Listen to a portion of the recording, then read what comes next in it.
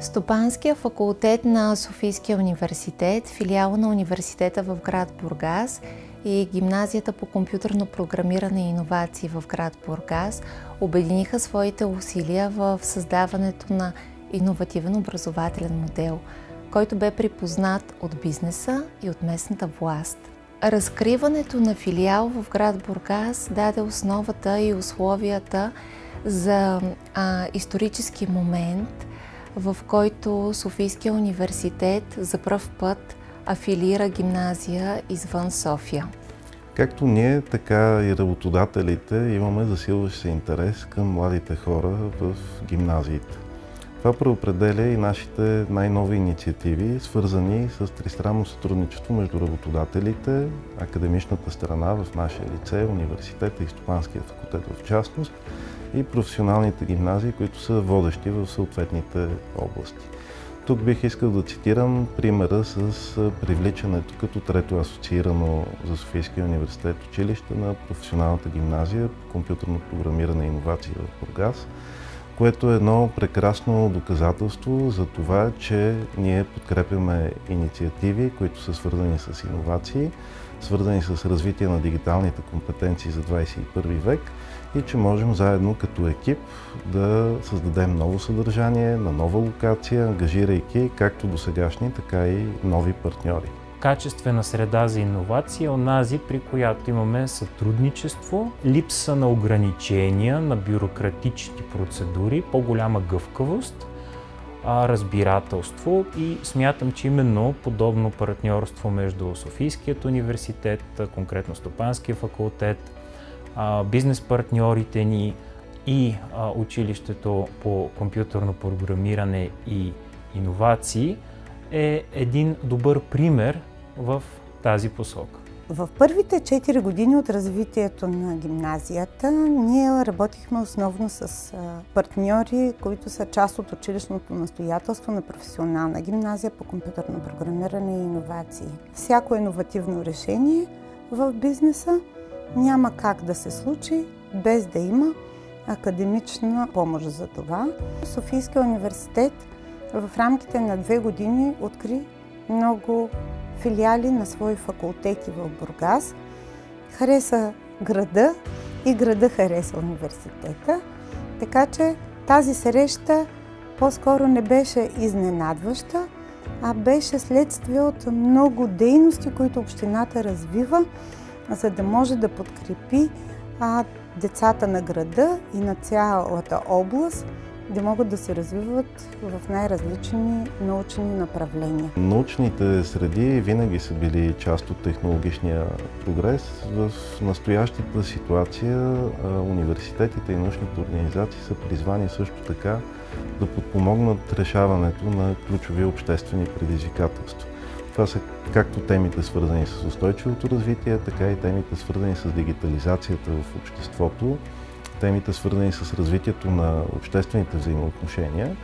И в тази си нова роля университетите, както с традиционната си научна продукция и с традиционните си иновативни инструменти, могат да бъдат полезни и чрез задаване на важни за обществото теми, и чрез предоставяне на платформа, където те да бъдат обсъждани и разрешавани между участниците в нашата среда, така и с свързване на партньори в нови взаимоотношения, в нови мрежи, които не биха могли да се случат без активното участие на университетите. В Бургас вече 2 години подред организираме кариерен форум, основно за ученици, но то е отворен и за всички други заинтересовани лица. И с това се надяваме да привлечем интереса на компаниите да се развиват и в този перспективен район, да осъзнаят, че развитието на регионално ниво е много важно. Концентрацията на работна ръка в София е възможност за бизнеса, но в никакъв случай това не създава удовлетворение, според мен, от качеството на живот и на средата. Така че планираме кариерния форум в Бургас да продължи, да става все по-популярен, все по-разпознаваем сред местните студенти, сред населението, за да може да се възползват от възможностите, които се предлагат на място, не да търсят възможност за реализация в други областни центрове и съответно да покажем и на фирмите, че местният, регионалният капацитет не е за пренебрегване и от тях също зависи да допринесат, независимо от това на чисто политическо ниво как стоят нещата и на пръв поглед колко по-атрактивно би било да разкриеш един трудова позиция в София. Кариерният център и целият университет ми помага с избора на кариера чрез бизнес клуба на Стопанския факултет, като в бизнес клуба има изключително добри лектори, които са канени, изключително много извънкласни дейности и лично за мен, като един млад предприемач, развиващ стартъп, ми дава изключително много контакти с хора, които биха ми помогнали да градя. Екипът на Шварц, който се занимава с Big Data and AI, заедно с колегите от Софийския университет и с преподавателите от училището в Бургас, предприехме няколко инициативи, с които се доближихме до учениците, разказахме им повече за работата, която извършваме в България, за да видят и те, че има интересни дейности, с които могат да се захванат дори в България, не е необходимо да ходят в чужбина. Затова от друга страна проведохме един практикум, който продължи през целия втори срок, но в края така беше по-засилен с присъствие на колеги в Бургас, сред учениците. Всеки ден работихме заедно и те работиха върху реални проекти, също така кратки срокове, както се е в реалния бизнес всеки ден и много отдадено разработиха решения, прототипи на решения, които можеха да бъдат използвани и да доставят добавена стойност, като работиха в известната методология за развитие на проекти, Agile, с планиране на задачите, с представяне на задачите накрая, с обяснение на резултатите и с поставяне на различни задачи на всеки член от екипа, което беше освен за учениците, така и за нашите колеги едно много приятно изживяване, да си близо до младите, да видиш, да се заразиш от техния ентусиазъм и да дори да почерпиш нови идеи и вдъхновение за следващите месеци. Такива инициативи ще се развиват, ще се разрастват. Нашата ангажираност към училището в Бургас тепърва ще се разраства. Тази година имахме възможност да работим с един клас, с 10-ти клас, които се занимават изключително с изкуствен интелект. До година тези класове ще са 2, по-до година още повече.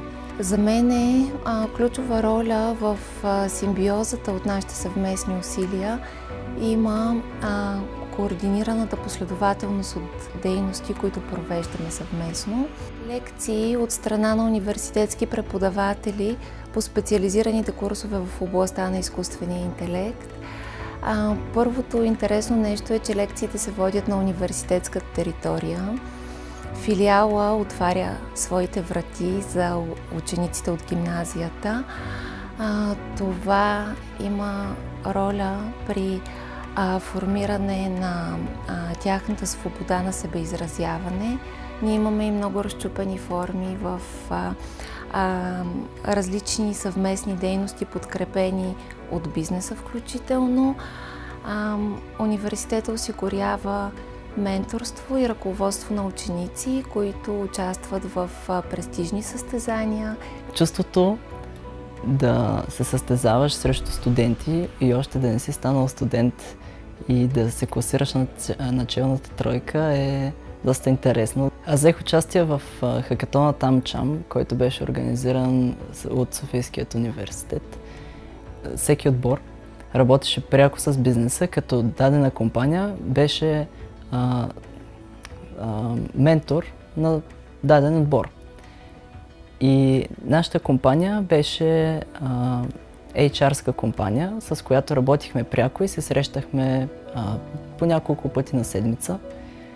Като моите впечатления от цялостната работа с компанията и с бизнеса като цяло са доста позитивни, защото ние видяхме техният начин на работа, техният подход към нещата и според нашата задача, която беше зададена за този хакатон, се ангажирахме да им помогнем с процесът на тяхната работа. Един такъв проект с кратки срокове всъщност се отразява доста добре на едни млади ученици, които досега не са се сблъсквали с нещо подобно и за един кратък период от време трябва да измислят някакво решение, което да бъде добро, което им позволява да погледнат малко по-абстрактно на нещата, не да се хвърлят в някаква конкретика. И това е изключително полезно, тъй като развива тяхното мислене и по-лесно след това ще могат да откриват по-добри технологии и начини, по които да разработват своите неща, когато вече имат и някакви по-дълги срокове, в които могат да разработят завършен продукт.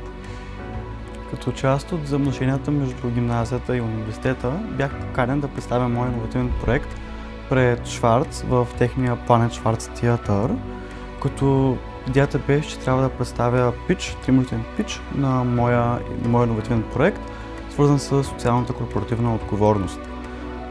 Научих страшно много от това, най-много как да представя проект пред хора, които управляват други проекти, как да се продавам себе си, моите услуги, като, например, какви са моите силни страни, къде им трябва повече помощ, как да се управлява бюджета.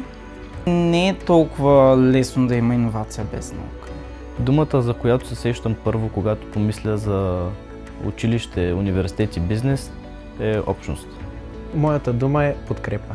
Това, което ме мотивира да се развивам, е, че искам да направя света едно по-добро място. Искам да използвам моите умения и моите знания, за да направя света едно по-добро място за всички ни. Когато говорим за връзката училище, университет, бизнес, моята дума е просперитет. Именно този прогрес, именно този континуитет на познанията, на науката, на уменията, всъщност е нещото, което изразява най-точно технологичния прогрес.